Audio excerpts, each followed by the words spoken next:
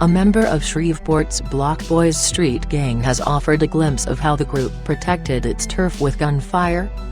During a guilty plea hearing in federal court earlier this year, Roderick Hicks, one of 9 people indicted last July, described how he and another gang member shot up a vehicle occupied by members of the rival Rolling 60s Crips back in 2016. Federal prosecutors said Shreveport police prevented a similar shootout in 2014 when they pulled over a car in which Hicks and other Block Boyz members were riding, then arrested them on drug and weapons charges.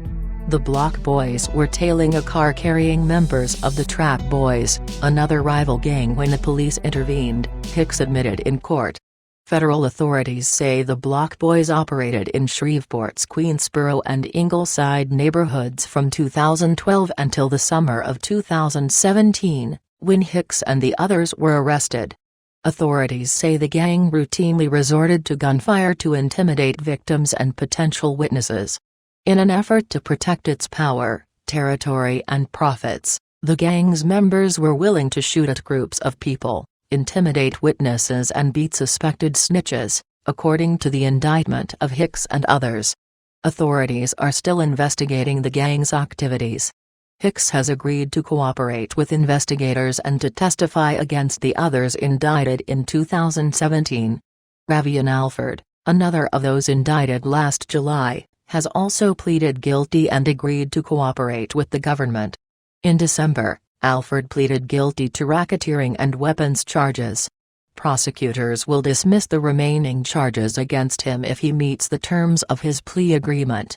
Alford admitted he was part of a 2016 plot to rob a rival drug dealer.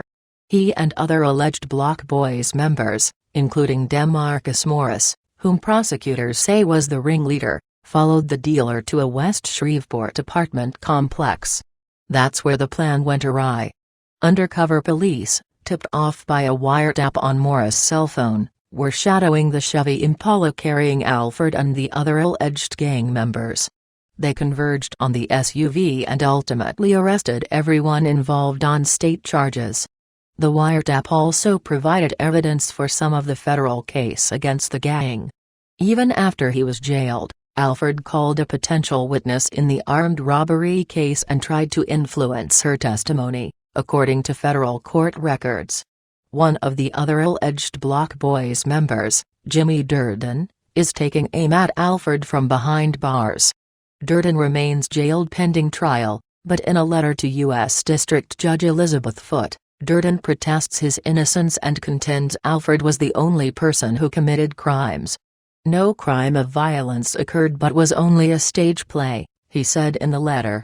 Furthermore, the only crime of any inculpation, is the hidden criminal acts of Mr. Alford, which agents have agreed to sweep under the rug for his role to create, stage and strategically testify against any individual who does not plead guilty. Durden's trial is tentatively scheduled for August.